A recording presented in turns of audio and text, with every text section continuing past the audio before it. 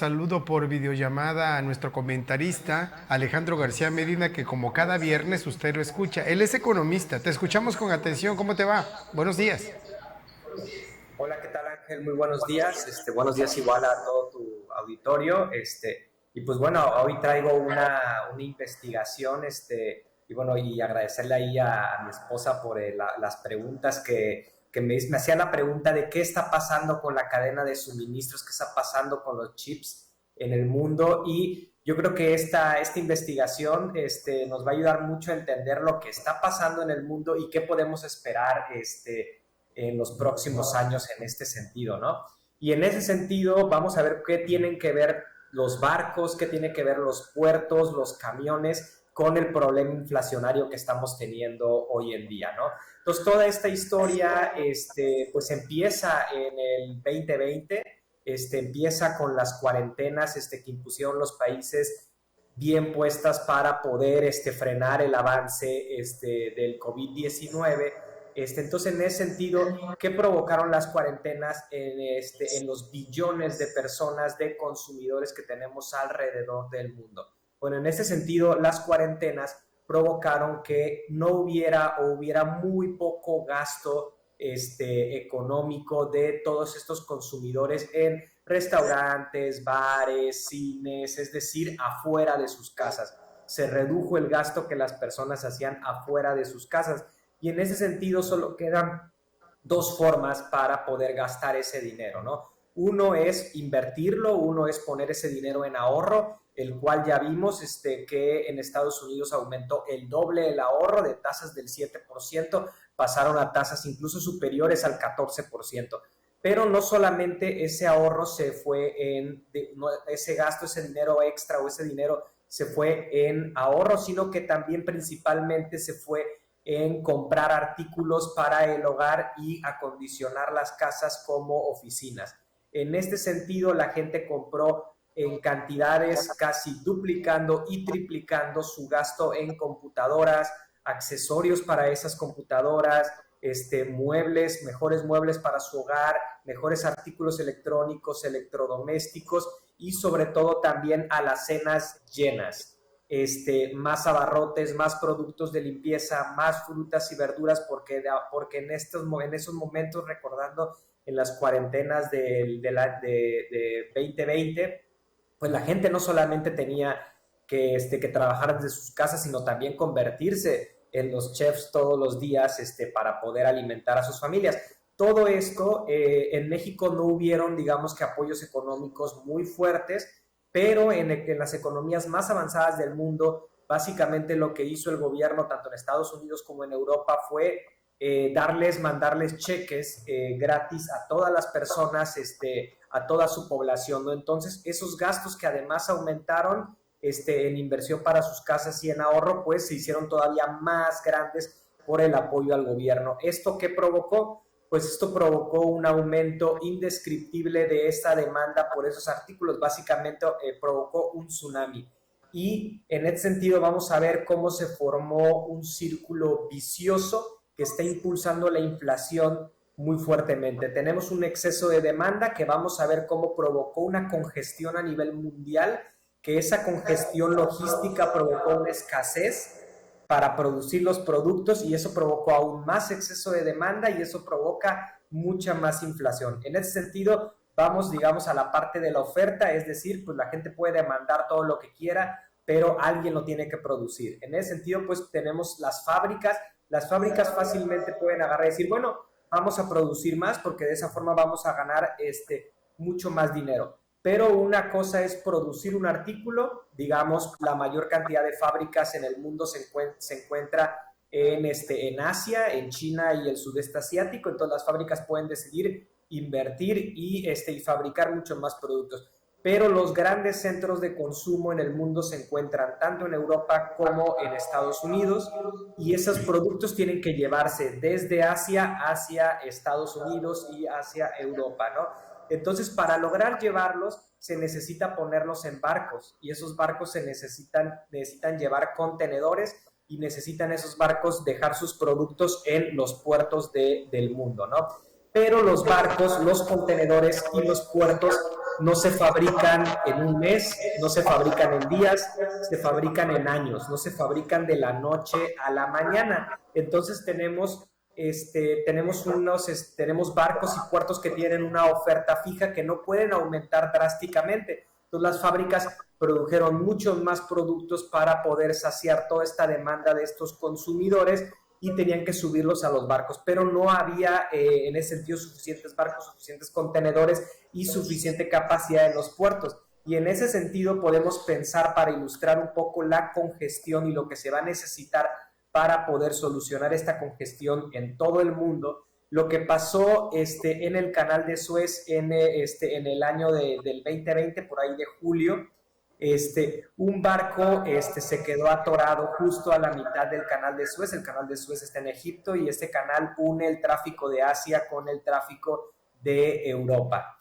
Entonces se quedó atorado un barco en el canal de Suez y eso provocó que se quedó atorado durante 4 días. Ese tráfico de todos los barcos que iban a pasar durante 4 días no se pudo mover, se quedó ahí en ese punto del mundo. Y después de que lograron desatorar al barco Evergreen, lo logran desatorar y entonces ya teníamos tráfico acumulado por alrededor de 4 días.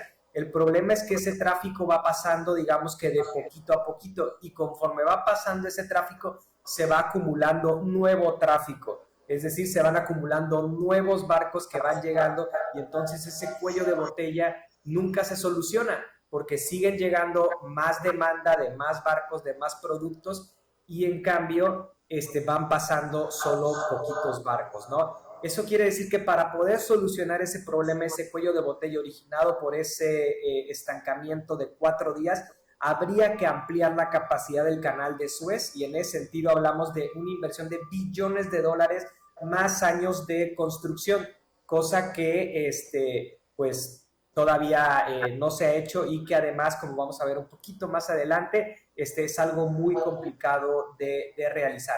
En ese sentido, ilustrando lo que tenemos en el canal de Suez, así lo tenemos en muchos otros puertos alrededor del mundo. ¿Por qué?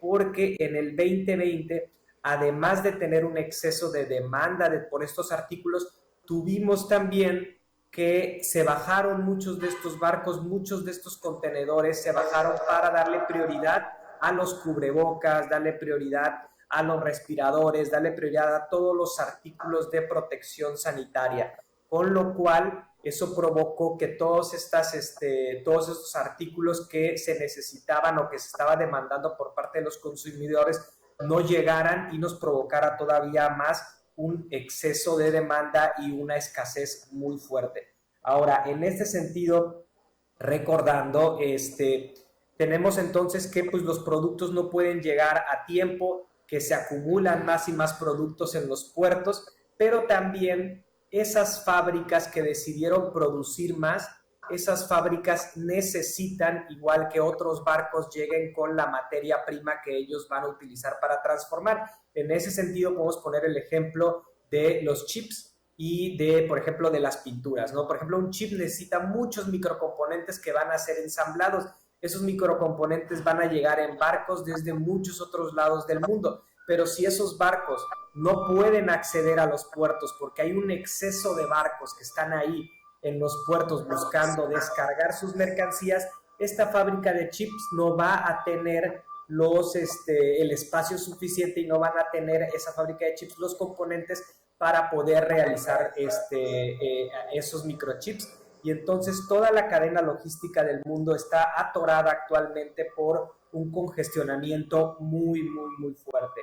En este sentido, unos datos que nos pueden ilustrar lo que está pasando alrededor del mundo. En el 2019, enviar un cargamento desde China hasta Estados Unidos, desde el puerto de Shanghai hasta el puerto de Los Ángeles, costaba $2,000. $2,000 costaba. Y en el 2021 tenemos que cuesta $25,000, más de 10 veces el aumento que se ha tenido en ese sentido. En el 2019 un envío típico podía llegar a tardar alrededor de 13 semanas.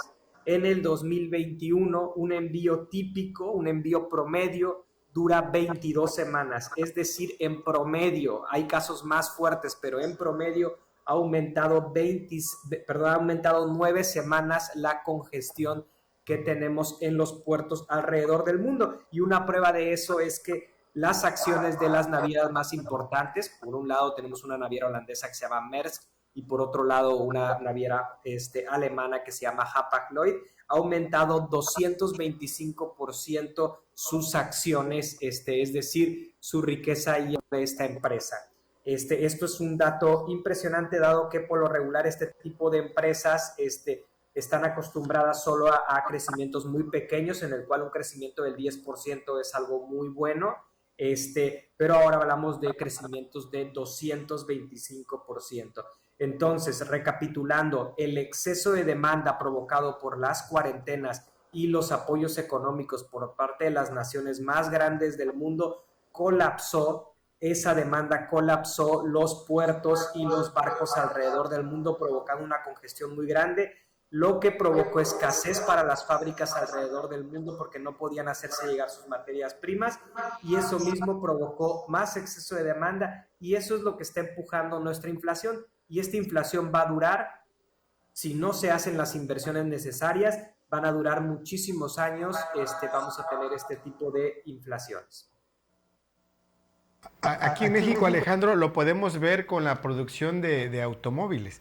Estas unidades llevan muchos microchips y esto, como bien mencionas, de la pandemia, porque el estar confinados se hizo necesario, sobre todo en el sector escolar, el uso de laptops, el uso de celulares, bocinas inteligentes, y todos estos equipos requieren o demandan el uso de estos chips o microchips que, como ya lo explicaste muy bien detallado, pues hay una sobredemanda, y por lo que ya explicaste, pues seguramente todavía va a tardar un poco o ya se está normalizando.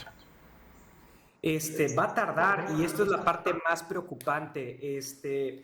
Se necesita invertir para solucionar este problema de inflación en el mundo. Se necesita invertir en puertos, en mayores puertos, puertos más grandes. Se necesita invertir en barcos, pero las compañías de los puertos no quieren hacer esas inversiones porque saben que después esa capacidad extra va a ser una capacidad ociosa, entonces van a perder dinero. Entonces ahí tenemos que no se quieren realizar estas inversiones, y eso va a provocar que tengamos esta inflación durante mucho tiempo. Y no solamente es la inflación provocada por los vehículos, los chips, todo eso, sino que eso también afecta a también los productos agrícolas. Para que se den una idea, México es uno de los mayores exportadores de carne de cerdo del mundo. Si la carne de cerdo de México no puede llegar a China, ¿cómo llega la carne de cerdo a China? Pues a través de barcos. Y si esos barcos no pueden desembarcar, entonces el precio del cerdo va a aumentar. Y así con el frijol, el maíz, todo esto está impulsando que los productos alrededor del mundo